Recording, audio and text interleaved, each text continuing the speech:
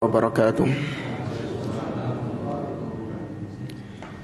إن الحمد لله نحمده ونستعينه ونستغفره ونعوذ بالله تعالى من شرور أنفسنا ومن سيئات أعمالنا. من يهده الله فلا مضل له ومن يضلل فلا هادي له. وأشهد أن لا إله إلا الله وحده لا شريك له وأشهد أن محمدا عبده ورسوله. يا أيها الذين آمنوا اتقوا الله حق تقاته ولا تموتن إلا وأنتم مسلمون. يا أيها الناس اتقوا ربكم الذي خلقكم من نفس واحدة وخلق منها زوجها وبث منهما رجالا كثيرا ونساء واتقوا الله الذي تساءلون به والأرحام إن الله كان عليكم رقيبا. يا أيها الذين آمنوا اتقوا الله وقولوا قولا سديدا يصلح لكم أعمالكم ويغفر لكم ذنوبكم ومن يطع الله ورسوله فقد فاز فوزا عظيما. أما بعد، فإن أصدق الحديث كتاب الله وخير الهدي هدي محمد صلى الله عليه وسلم وشر الأمور محدثاتها وكل محدثة بدعة وكل بدعة ضلالة وكل ضلالة في النار. معاشر المسلمين إخواني في الله رحمني ورحمكم الله. Kita melanjutkan kembali pembahasan kitab Makanatus Sunnatin Nabawiyah yang ditulis oleh Syekh Ad-Doktor Umar Ibn Muslih Al-Husaini hafizahullah ta'ala. Setelah pada pertemuan-pertemuan yang lalu penulis hafizahullah ta'ala membahas tentang sisi-sisi atau sudut-sudut bagaimana kita mengagungkan as-sunnah. Di antaranya secara ringkas yang sudah kita lewati, mengagungkan sunnah adalah dengan cara lebih mengedepankan sunnah daripada selainnya. Ya, ta'zimu ma'azzama fis sunnah wa taqdimu ma qaddama fiha. Di antara bentuk mengagungkan sunnah adalah, kata beliau, engkau mengagungkan apa-apa yang diagungkan oleh sunnah, dan engkau lebih mengutamakan apa-apa yang diutamakan oleh sunnah daripada selainnya. Ya, ini sudah kita bahas pada pertemuan-pertemuan yang lalu. Kemudian juga al-hirs ala muwafaqati sunnah fil a'mal. Di antara bentuk mengagungkan sunnah adalah bersungguh-sungguh berusaha untuk mencocoki sunnah dalam setiap amalan-amalan. Ketika ada suatu amal ibadah, kita berusaha untuk mencocoki sunnahnya dalam ibadah itu bagaimana. Nah, ketika kita mencocokinya, berusaha kita untuk mencari tahu bagaimana sih sunnahnya ibadah ini, sholat 5 waktu misalnya. Ada sunnah-sunnah yang mengiringi. Maksudnya sunnah-sunnah di sini adalah ajaran Nabi SAW, bukan yang hukumnya sunnah saja, enggak. Ada sunnah-sunnah yang ada di dalam ibadah-ibadah tersebut. Maka kita berusaha untuk mencari tahu, kemudian kita amalkan sebisa mungkin sunnah-sunnah tersebut. Maka perbuatan kita itu adalah ta'zim lis sunnah, pengagungan terhadap sunnah. Kemudian yang ketiga, al-hirs 'alal ijtima'i 'alaiha wa ta'awuni 'alaiha. Di antara bentuk mengagungkan sunnah adalah bersemangat, bersungguh-sungguh untuk kita bersatu di atas sunnah dan kita saling tolong menolongnya itu di atas sunnah. Ya, sebaliknya kita tidak bersatu di atas bid'ah dan kita tidak tolong menolong di atas kebid'ahan. Tapi yang keempat, antakunal muwalatu wal muadatu wan nusratu wat ta'yidu fiha walaha. Hampir mirip dengan yang sebelumnya. Di antara bentuk mengagungkan sunnah yaitu kita jadikan sunnah sebagai barometer untuk kita wala wal bara. kita cinta dan benci. Kita mencintai seseorang karena dia di atas sunnah. Kita membenci seseorang karena dia menyelisihi sunnah. Ya, itu barometer kita dalam al-wala wal bara. Mencintai seorang muslim dan membenci. Sejauh mana dia berpegang dengan sunnah, sejauh mana dia mengagungkan sunnah, maka sebesar itu pula cinta kita kepadanya. Ya, sejauh mana dia meninggalkan sunnah, sejauh mana dia merendahkan sunnah, maka sebesar itu kebencian kita kepada orang tersebut. Nah, kita ini terkadang dihadapkan dengan hawa nafsu, terkadang dihadapkan dengan keangkuhan diri sendiri. Kita terkadang menjadikan diri kita sebagai barometer wala wal bara, bukan sunnah. Yang senang sama ana, dia loh ya, yang senang sama saya, maka berarti saya juga loyal sama dia, wala sama dia. Meskipun dia ini orang yang jauh dari sunnah. Ya, pokoknya kalau sama ana bekhair, maka ana senang sama dia. Meskipun dia orang yang menyimpang sekalipun.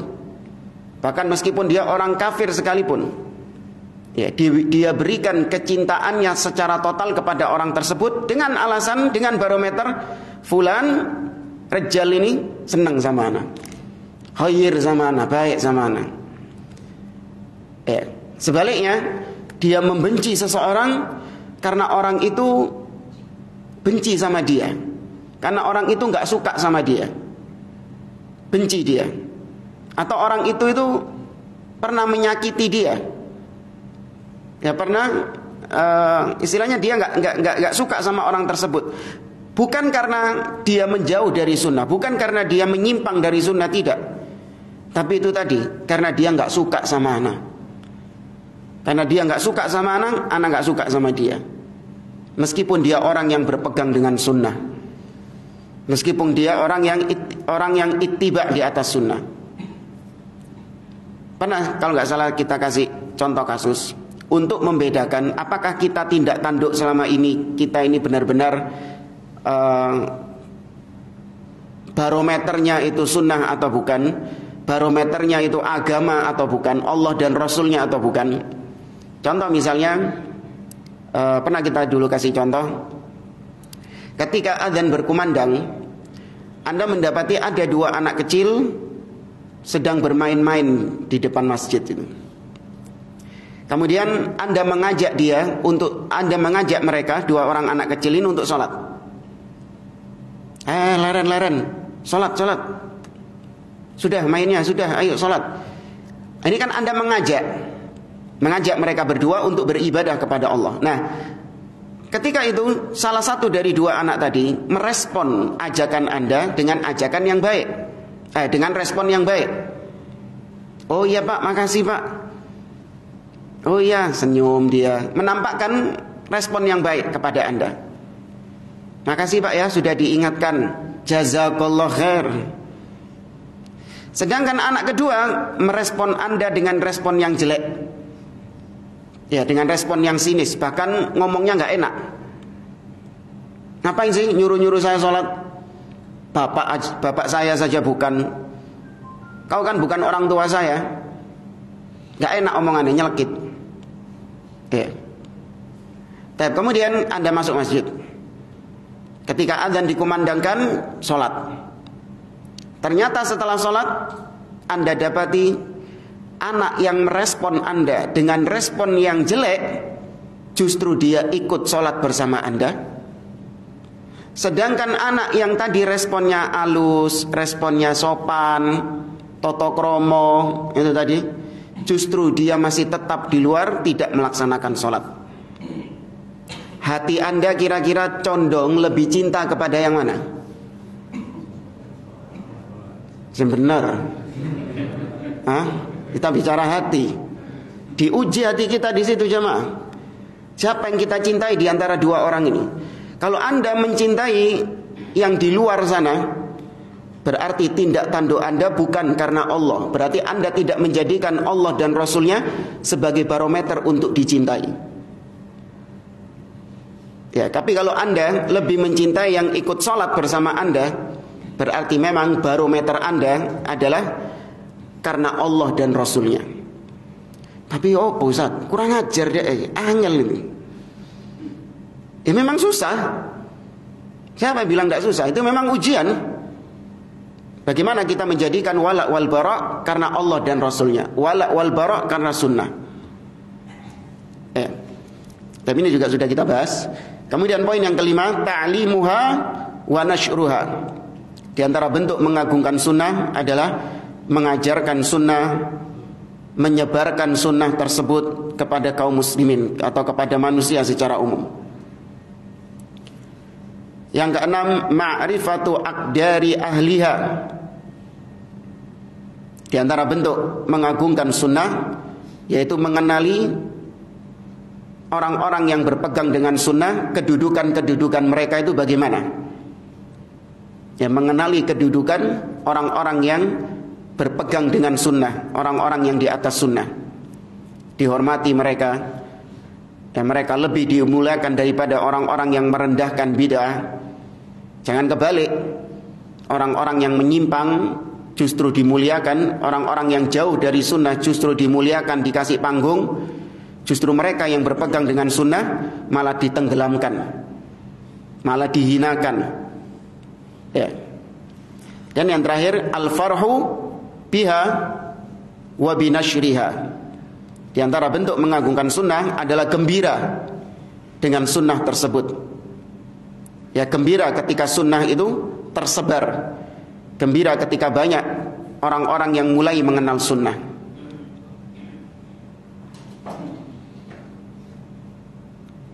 Oke, kita sampai di halaman 58 kalau nggak salah dari buku panduan.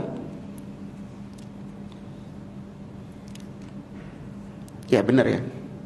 Sampai situ Pak. Sampai 58 ya. Iya. Tuh, kemarin sama Ustadz Nasil sudah selesai katanya. Hah? Oh. Baik. Sampai halaman 58, ta'zimus salafi lis sunnah. Beliau memberikan judul bab di sini, bagaimana ta'zim, pengagungan para salaf terhadap sunnah. Ya, bisa para sahabat, terutama para salaf. Ya, ra'sus salafiyin, endase salafi itu adalah Rasul dan para sahabat Nabi SAW. Ya, mereka lah barometer patokan yang dikatakan sebagai as-salaf. Sehingga kita di zaman sekarang yang mengaku sebagai salafi harus menjadikan mereka sebagai barometer, harus menjadikan mereka sebagai teladan. Tidak boleh menjadikan orang di zaman sekarang sebagai sosok barometer atau ikon dari salafi. Artinya kalau Anda lihat orang di zaman sekarang, ya dia ini sebenarnya berada di atas sunnah, dia berpegang dengan manhaj salaf. Tidak boleh Anda jadikan dia ini sebagai ikonnya, maskotnya salafi. Orang zaman sekarang nggak boleh, siapapun dia, kainan man kana. Karena orang di zaman sekarang tidak ada, yang pertama tidak ada rekomendasi dari Allah Subhanahu wa taala. Tidak ada rekomendasi dari Rasul sallallahu alaihi wasallam. Dan yang ketiga, belum selamat dari fitnah. Ya, belum selamat dari fitnah. Fitnah maksudnya di sini adalah ya penyimpangan-penyimpangan di akhir hidupnya. Maka kalau sudah tahu seperti itu, tidak boleh menjadikan orang di zaman sekarang sebagai figur yang diikuti secara mutlak, figur yang diteladani secara mutlak. Karena dengan alasan diyakini kesalafiahannya. Enggak. Ya, salafi atau tidak itu ngukurnya lewat siapa? Para sahabat Nabi SAW. Ya, karena terjadi banyak di antara sebagian kaum muslimin menjadikan figur manusia selain para sahabat sebagai ikon yang diikuti secara. Artinya seorang dikatakan salafi atau tidak, oh lihat, kalau dia mencocoki fulan ini berarti dia di atas manhaj salaf. Tapi kalau dia berbeda dengan fulan berarti dia tidak di atas manhaj salaf. Loh, ini ngukurnya sudah salah ini. Dalam mengagungkan sunnah Beliau membawakan 3 poin. Yang pertama, al-imtithal wal ittiba'. Poin yang pertama, para salaf itu mengagungkan sunnah dengan cara mereka mewujudkan, merealisasikan, mengamalkan. Dua, cara mereka mengagungkan sunnah, cara para salaf mengagungkan sunnah adalah dengan cara syiddatuhum ala man yu'ariduha bi ara'ir rijal. Keras melawan orang-orang yang membantah sunnah. Logika-logika dengan nalar-nalar atau dengan pendapat-pendapat lain selain sunnah. Ya, orang-orang yang suka membentur-benturkan sunnah dengan pendapat-pendapat manusia, maka para salaf merespon dengan respon yang keras, membantah dengan bantahan yang cadas. Ini juga salah satu poin yang nanti insya Allah kita bahas. Dan yang ketiga, ijlaluhum laha inda tahdits. Mereka sangat memuliakan sunnah ketika mereka mau membaca hadis. Ya, ketika mereka mau membaca hadis, mereka memuliakan hadis Nabi SAW. Di antaranya nanti disebutkan Imam Malik bin Anas, beliau senantiasa berwudu seperti wudunya beliau ketika sholat.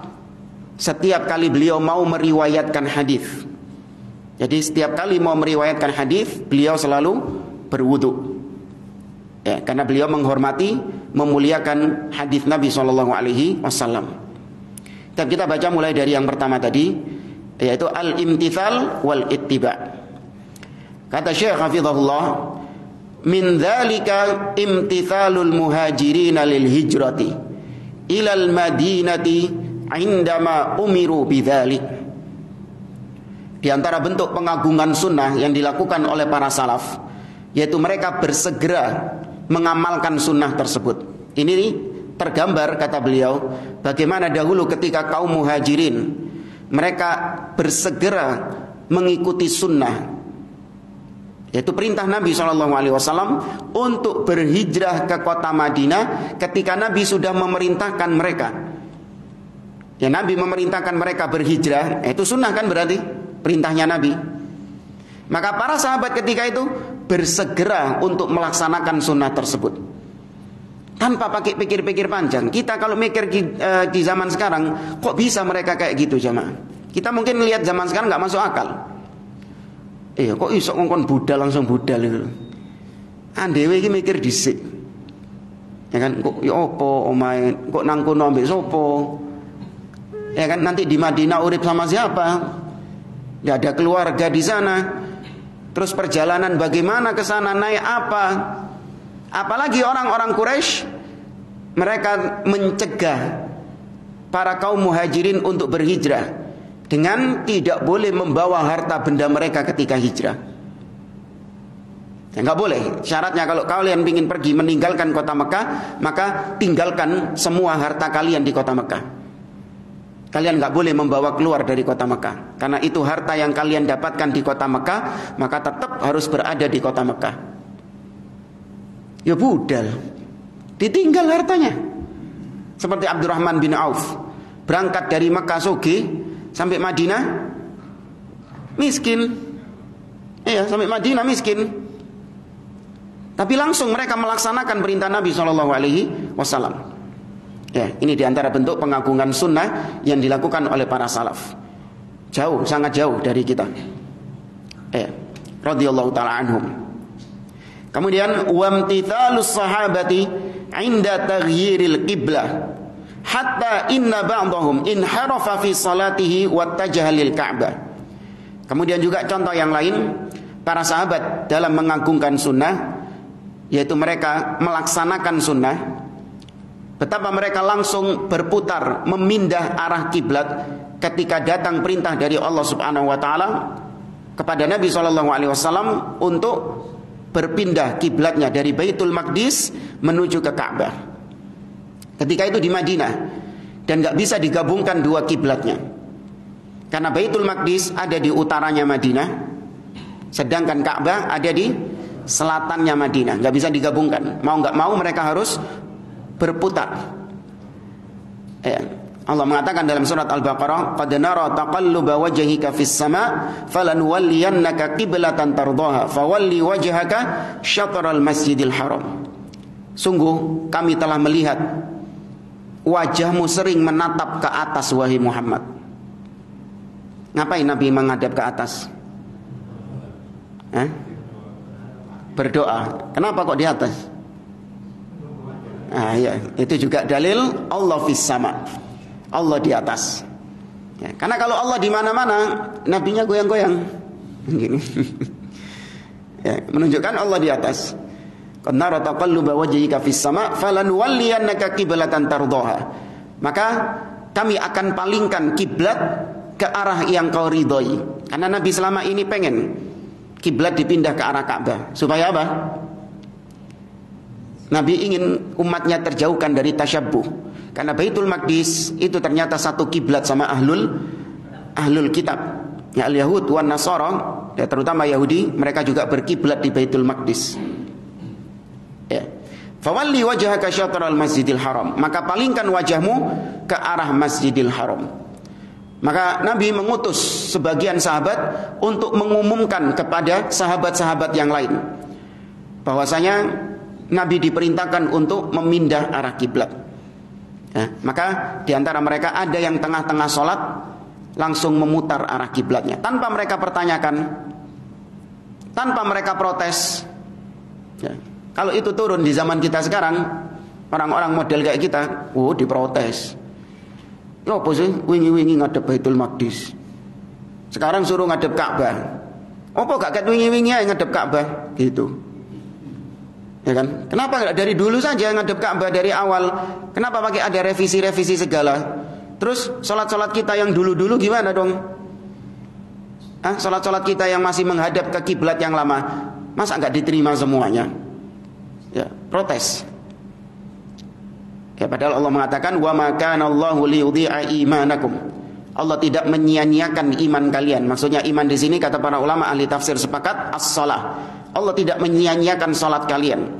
Ya, salat yang di Baitul Maqdis, ya kalau memang itu diterima sama Allah, pahalanya masih tetap. Kemudian kata beliau, wamtithaluhum 'inda tahrimil khamri hatta kassaru jararaha wa salat biha turuqal Madinah. Bagaimana para sahabat mempraktekkan sunnah, mengamalkan sunnah ketika datang pengharaman khamr. Ya, khamr itu dahulu tidak diharamkan. Pengharamannya itu sudah pernah kita sampaikan, tadarruj, ada tingkatannya. Yang pertama Allah Azza wa Jalla mengatakan dalam surah Al-Baqarah, yas'alunaka 'anil khamri wal maisir. Qul fihima ithmun kabirun wa manafi'u linnas wa ithmuhuma akbaru min naf'ihima. Mereka bertanya kepadamu wahai Muhammad tentang judi dan khamr. Katakanlah, padanya ada dosa, ada manfaat dan ada dosa. Tapi dosanya lebih besar daripada manfaatnya. Belum diharamkan. Kemudian lanjut lagi Allah mengatakan ya ayyuhalladzina amanu la taqrabus salata wa antum sukara hatta ta'lamu ma taqulun. Wahai orang-orang yang beriman, jangan kalian mendekati salat sedangkan kalian dalam kondisi mabuk sampai kalian paham apa yang kalian ucapkan. Mulai dipersempit. Nah, baru kemudian sampai pada surah Al-Maidah, ya ayyuhalladzina amanu innamal khamru wal maisiru wal ansabu wal azlam rijsun min amali syaitan fajtanibuhu la'allakum tuflihun. Nah, ini baru pengharaman secara total. Nah, ketika pengharaman khamr tersebut, maka para sahabat sebagian di antara mereka adalah orang-orang yang memang candu khamr. Disebutkan beberapa nama bahwasanya mereka ini orang-orang yang candu khamr. Suka mereka dengan khamr itu karena sudah menjadi kebiasaan. Ya, kebiasaan orang-orang jahiliyah sebelum diutusnya Nabi SAW. Khamr itu minuman yang biasa seperti air putih. Ya, beda sama kita. Kalau kita kan khamr itu sesuatu yang minuman yang apa ya? Ya, selain mahal juga aneh gitu loh kalau ada orang ya cangkruan di pinggir jalan minum khamr. Ini suatu hal yang aneh. Apalagi kalau tamu datang disuguhi khamr, lebih aneh lagi zaman sekarang. Kalau zaman dulu enggak, biasa kayak gitu. Anak uang mendayo, tamu datang disuguhi khamr, biasa mereka. Ya, kayak kita zaman sekarang kopi. Ya, zaman kita sekarang kopi. Maka mereka punya stok banyak khamr di rumah itu karena mereka memang suka sama khamr. Ketika datang pengharaman khamr tersebut, mereka enggak pikir panjang, mereka enggak pusing, mereka enggak bingung. Ya, langsung mereka tumpahkan gentong-gentong yang berisi khamr tadi, ditumpahkan semuanya. Enggak disimpan, karena kalau disimpan nanti akan menyebabkan apa? Iya kan, digelincirkan sama syaitan, hanya minum sedikit-sedikit, enggak, tapi ditumpahkan semuanya. Ya, enggak pakai mikir. Begitu datang ayat tersebut kepada mereka, ditumpahkan. Sampai-sampai disebutkan dalam sejarah kota Madinah ketika itu banjir khamr. Ya, banjir ini maksudnya kinayah ya. Bukan banjir-banjir kayak Surabaya kalau hujan lebat itu, bukan. Maksudnya jalanan-jalanan di kota Madinah itu basah, becek. Ya, ada genangan-genangan air, genangan-genangan khamr itu tadi. Ya. Padahal mereka suka, padahal mereka candu. Tapi itulah karena mereka mengagungkan sunnah, begitu datang perintah dari Nabi SAW tanpa pikir panjang. Ya. Kalau kita, wah eman, iya, tanggung itu sekali sidik, stoknya sekali gitu. Atau kalau enggak, minimal kalau kita pun enggak minum, dijual ke yang lain. Ya, dijual ke yang lain. Daripada dibuang eman, mending dijual, lumayan oleh fulus. Dengan berbagai macam syubhat. Nanti fulusnya buat sedekah. Oh. Enggak boleh sedekah dari harta yang haram. Ya, sedekah dari harta yang haram enggak boleh. Innallaha thayyib la yaqbalu illa thayyiba. Sesungguhnya Allah itu maha baik, tidak menerima amal soleh kecuali yang baik. Amal soleh yang berasal dari sesuatu yang baik, yaitu dari harta yang halal. Nah, di sini kita tambahkan kisah lain yang serupa dengan khamr ini, yaitu kisah tentang diharamkannya keledai peliharaan. Ya, diharamkannya keledai peliharaan. Diriwayatkan dari Abdullah bin Abi Aufa radhiyallahu taala anhu, asabatna maja'atun layali Khaybar. Jadi ketika perang Khaybar, berangkat menuju perang Khaybar, kami para sahabat yang ikut dalam perjalanan menuju Khaybar, kami mengalami kelaparan yang sangat luar biasa sekali. Falamma kana yaumu Khaybar, waqa'na fil humuril ahliyah fantaharnaha. Dan ketika itu akhirnya kami memutuskan untuk mengorbankan mengorbankan hewan-hewan tunggangan kami. Salah satunya hewan tunggangan adalah keledai-keledai. Ya, keledai-keledai peliharaan. Jadi keledai-keledai yang dipakai buat bawa-bawa barang apa. Itu karena kami lapar luar biasa. Akhirnya sudah kami sembelih keledai-keledai itu. Belum diharamkan keledai-keledai ini. Ya, keledai-keledai peliharaan belum diharamkan. Fantaharnaha, kami sembelih dia.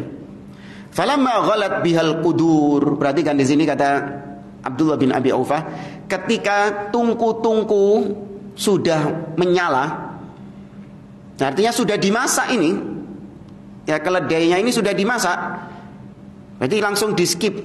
Ini sudah disiseti, sudah dipotong-potongi dagingnya. Ya, kemudian sudah dibumboni mungkin, wallahu a'lam. Kemudian sudah dimasukkan dalam tempat-tempat masak. Ya, falamma ghalat bihal qudur, ketika tungku-tungku itu sudah masak, nada munadi Rasulullah sallallahu alaihi wasallam, maka tiba-tiba datanglah utusan Nabi sallallahu alaihi wasallam. Ya, datanglah sahabat yang diutus oleh Nabi sallallahu alaihi wasallam mengatakan, an akfiul qudur, tuangkan itu tungku-tungku itu. Ya, Nabi sallallahu alaihi wasallam memerintahkan kalian untuk ya membuang, menutup, ya istilahnya menumpahkan tunggu-tunggu itu. Wala ta'kulu min luhumil humuri syai'an, dan jangan kalian makan sesuatu apapun dari daging-daging keledai itu. Kembali ke yang pertama tadi, Abdullah bin Abi Aufa menceritakan, kami ketika perang Khaybar dalam kondisi lapar. Ya, sudah masak, sudah ready to serve, sudah siap untuk disajikan, dihidangkan. Ya. Kemudian datang tiba-tiba pengharaman khamr itu. Ya Pak para sahabat? Hah? Ya Pak kira-kira para sahabat? Mentaati langsung, sami'na wa ata'na, langsung dituangkan itu. Ya, enggak ada para sahabat dulu ngeprank gitu, enggak ada. Ini yang datang ini paling khoza ini. Softo ini paling ini. Enggak ada. Mereka berbicara, apalagi kalau Rasul ya, menyampaikan bahwasanya Rasul yang menyampaikan kepada kalian, aku diutus oleh Rasul untuk menyampaikan kepada kalian bahwa daging-daging keledai diharamkan oleh Allah Subhanahu wa taala, maka tuangkan itu. Tungku-tungku kalian tuangkan semuanya. Ini atas nama Rasul. Enggak mungkin para sahabat, oh ini paling ngeprank ini. Enggak ada kayak gitu. Softo ini paling ini. Ya, khoza ini paling ini. Apa istilahnya? Guyon paling. Enggak ada. Karena mereka tahu Nabi SAW mengatakan, man kadzaba alayya muta'ammidan falyatabawwa maq'adahu minan nar. Barang siapa yang berdusta atas namaku, maka hendaklah dia siapkan kaplingnya di neraka. Gak berani mereka berdusta atas nama Nabi. Tapi perhatikan sahabat, tidak ada di antara sahabat yang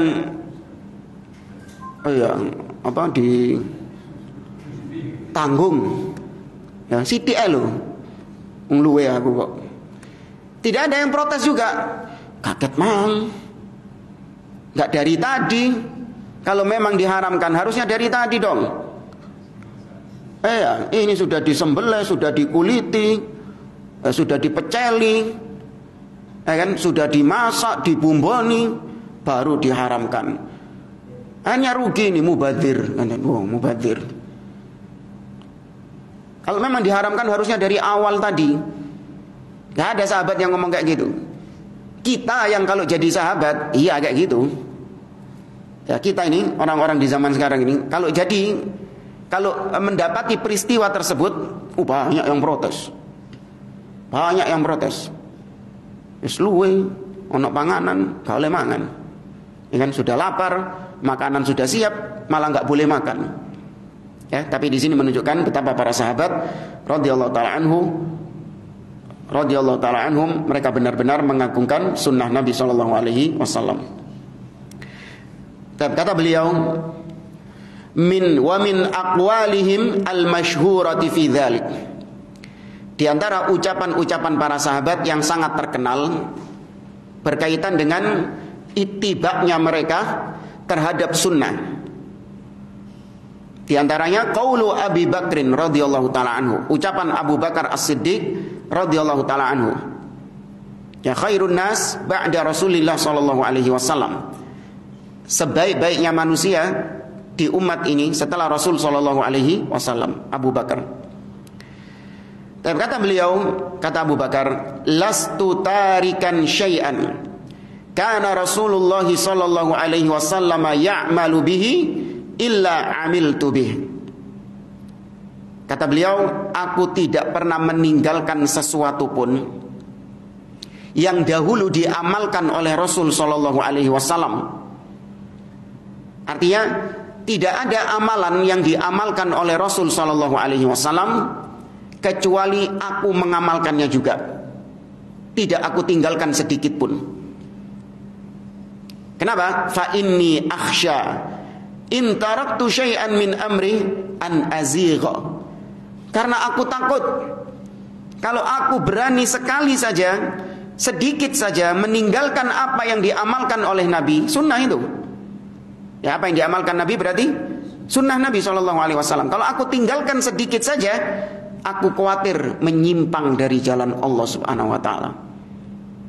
Kita berapa yang ditinggalkan jamaah? Maka ya, lebih layak kita khawatir daripada Abu Bakar As-Siddiq. Abu Bakar menganggap meninggalkan satu amalan sunnah, ya satu sunnah Nabi SAW sedikit saja, yang sepele saja itu ditinggalkan, itu bisa menyebabkan menyimpang dari sunnah. Nggak langsung memang, tapi syaitan datang kepadanya membisikkan kepadanya, menyesatkannya sedikit demi sedikit. Ya, namanya syaitan itu ketika menyesatkan nggak langsung kesesatan yang parah, enggak. Tapi sedikit demi sedikit sampai orang itu benar-benar tersesat dengan kesesatan yang parah. Kata Imam Al-Barbahari rahimahullah, wahdar sigharal muhdatsat fa inna sigharal bid'ah ta'udu hatta takuna kibara. Hati-hati kalian dengan bid'ah-bid'ah yang kecil. Ya, dengan bid'ah-bid'ah yang kecil. Berarti bid'ah ini enggak mengikuti sunnah. Karena bid'ah yang kecil ini bisa menyebabkan bid'ah yang besar. Sampai pada ucapan beliau, hatta yakhruja minal Islam. Sampai bahkan pada titik dia sudah kafir, keluar dari Islam. Apa ya? Dalil yang paling jelas menunjukkan hal tersebut. Bid'ah kecil itu bisa sampai menyebabkan bid'ah yang besar. Apa contoh yang paling konkret? Tak kasih clue. Abdullah bin Mas'ud Zikir pakai kerikil. Na'am barakallahu fik. Itu bid'ah kecil lah. Zikir pakai kerikil, sepele apa enggak itu? Sepele, bid'ah kecil.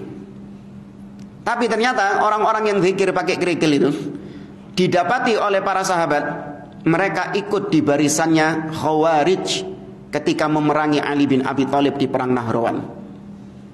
Dari zikir pakai kerikil bisa bertransformasi menjadi Khawarij yang mengkafirkan Ali bin Abi Thalib. Kok bisa, Ustaz? Yes, memang gitu, bid'ah.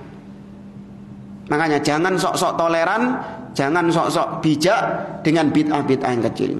Kan cuman gitu tok, Ustaz. Ya kan bid'ah cuman kecil seperti itu.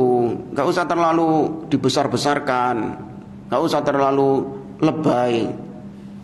Ya, kok enggak paham kalau bid'ah yang kecil ini akan bertransformasi menjadi bid'ah yang besar, maka sejak kecil harus sudah dimatikan. Ya, sama seperti api. Api kalau masih kecil mudah nggak matiinnya?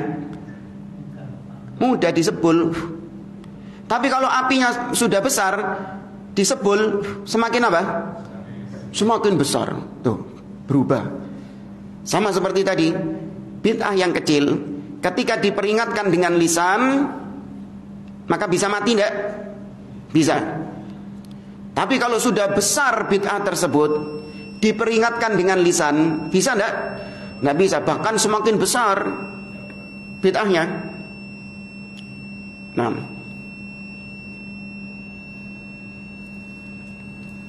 dan kemudian yang kedua, ucapan yang kedua, min aqwal al-masyhurah, ucapan yang terkenal dari para salaf tentang bagaimana ittiba'nya mereka. Wa qaulu Umar radhiyallahu anhu, yaitu ucapan Al-Khalifatur Rasyid Amirul Mukminin Umar ibn Khattab radhiyallahu taala anhu. Ini ucapan yang fenomenal juga, yang perlu ditulis dengan tinta emas. Umar mengatakan, inni a'lam. Sebenarnya ada sumpahnya ini dalam riwayat yang lain. Wallahi inni la a'lam annaka hajarun la tanfa' wa la tadur. Atau di sini la tadur wa la tanfa'. Demi Allah, sesungguhnya engkau wahai Hajar Aswad, kau adalah batu hitam biasa, tidak bisa mendatangkan manfaat dan tidak pula bisa mendatangkan mudarat. Laula anni ra'aitu Rasulullah sallallahu alaihi wasallam yuqabbiluka ma qabbaltuka. Seandainya aku dahulu tidak melihat Rasul sallallahu alaihi wasallam menciummu, maka aku tidak akan sudi menciummu. Ini diucapkan oleh Umar bin Khattab ketika dalam kondisi beliau sedang tawaf. Bukan berarti Umar mengajak bicara kepada benda, tapi yang diajak bicara sama Umar itu hakikatnya tujuan Umar adalah kaum muslimin yang sedang berhaji, yang sedang tawaf itu tadi, untuk menanamkan akidah yang sahihah, menanamkan ittiba kepada mereka, bahwasanya yang kita lakukan dengan mencium Hajar Aswad bukan dalam rangka mengkeramatkan Hajar Aswad, bukan dalam rangka menganggap Hajar Aswad ini bisa mendatangkan sesuatu yang bermanfaat bagi kita, atau kalau kita nggak menciumnya maka kita kualat.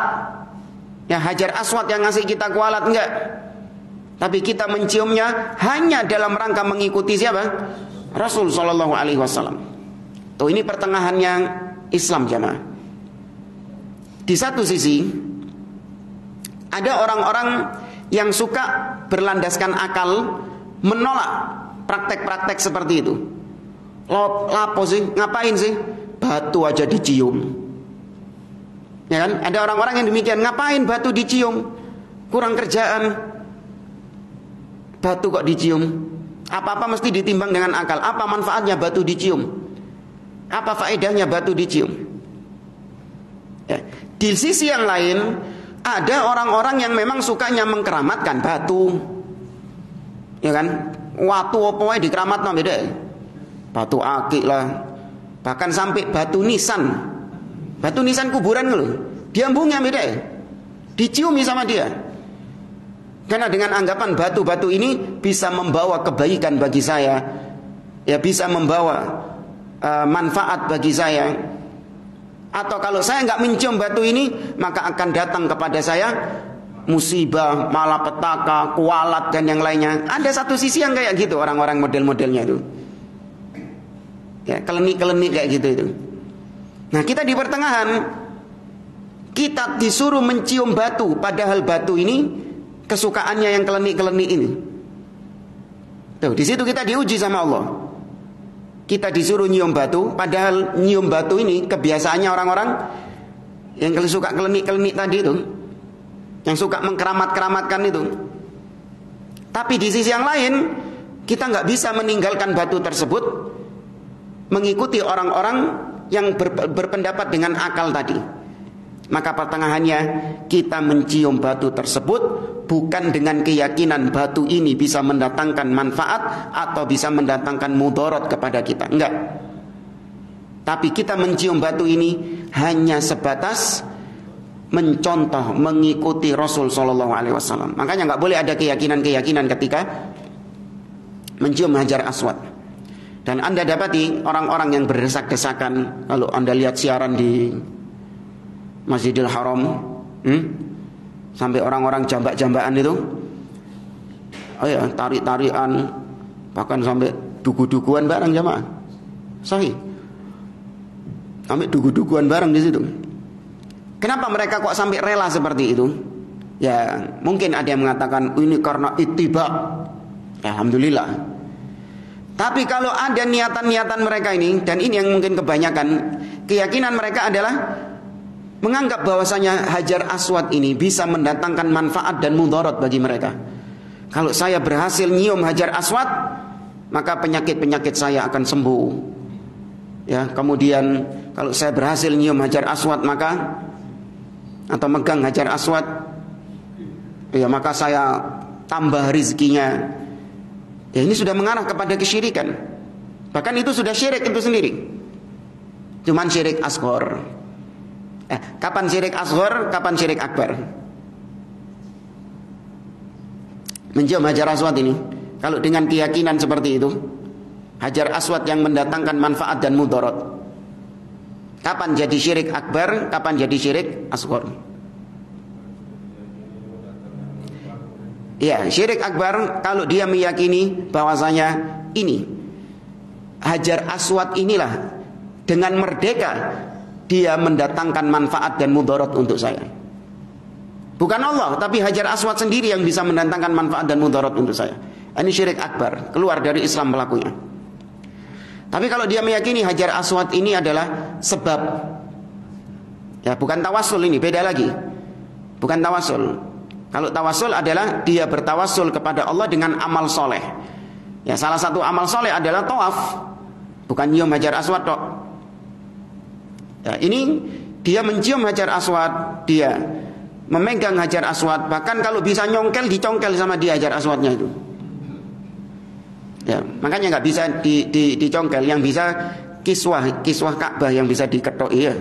Nah, itu yang diketok ya beda. Kalau Hajar Aswadnya bisa dicongkel, ini dicongkel sama mereka ini.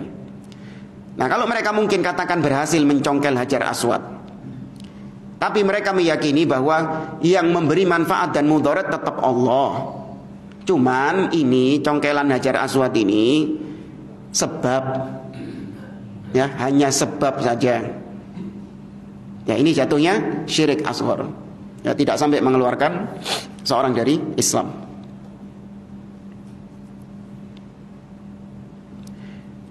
Kurang berapa menit? 8 menit. Dan kita baca satu saja di poin yang kedua ini. Syiddatuhum ala man yu'ariduha bi ara'ir rijal.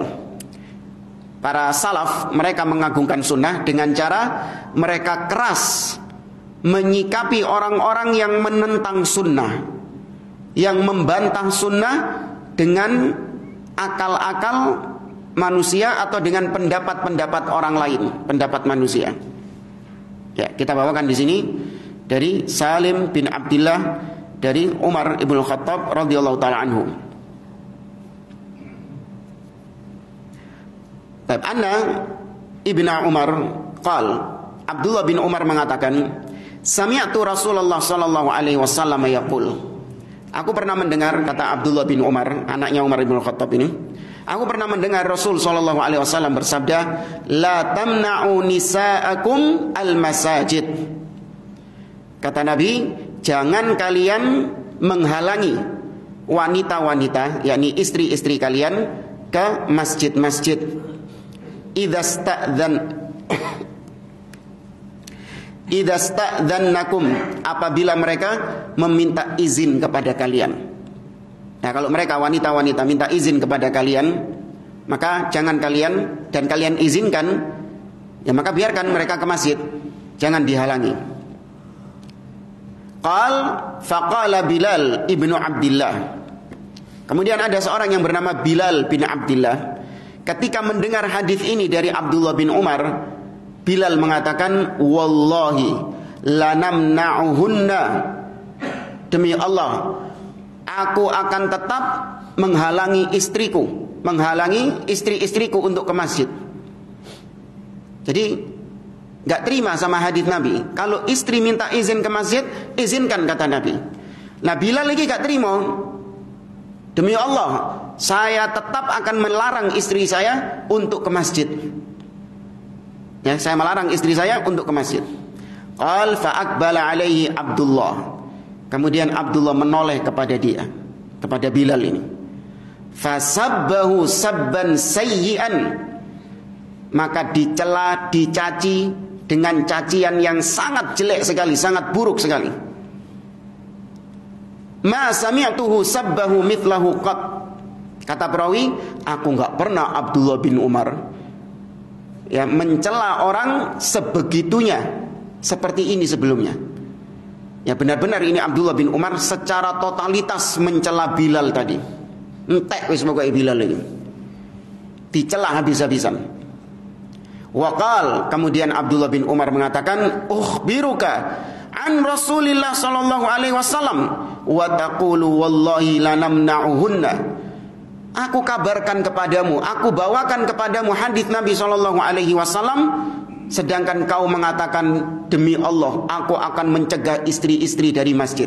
Nabi menyuruh untuk kita tidak melarang istri-istri ke masjid, justru kau melarang mereka.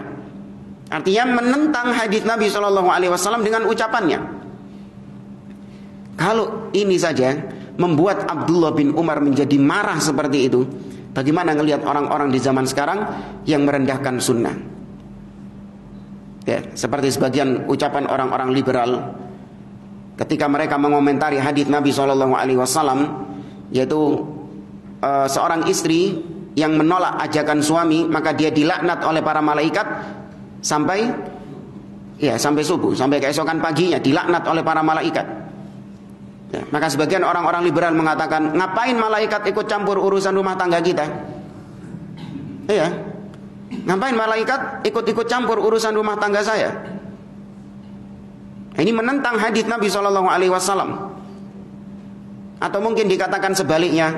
Terus kalau istri yang minta kepada suami, tapi sama suami nggak dituruti, apakah suami juga akan mendapatkan laknat dari malaikat?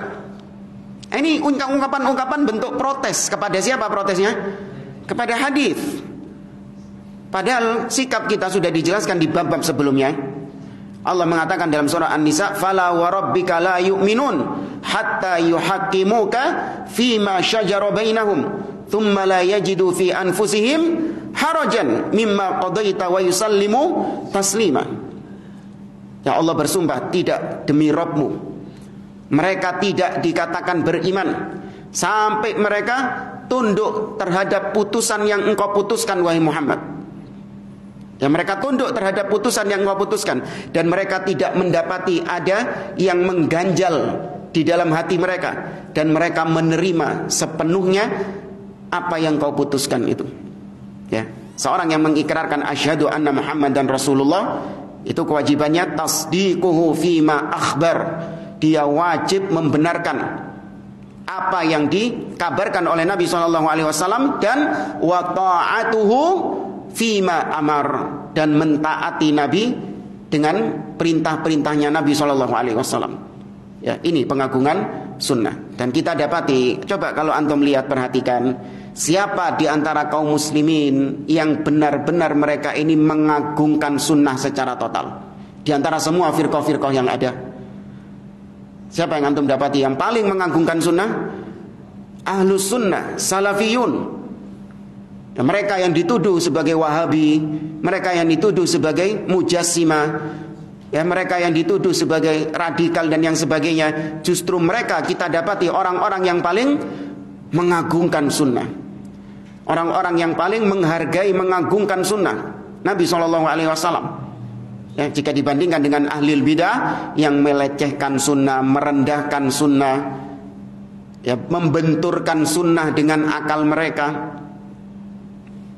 Nah, ini diantara contoh para salaf mengagungkan sunnah. Masih ada beberapa kisah-kisah lain yang dibawakan oleh beliau di sini. Mungkin insya Allah bisa kita sampaikan di pertemuan berikutnya. Saya cukupkan sampai di sini. Aku qouli hada.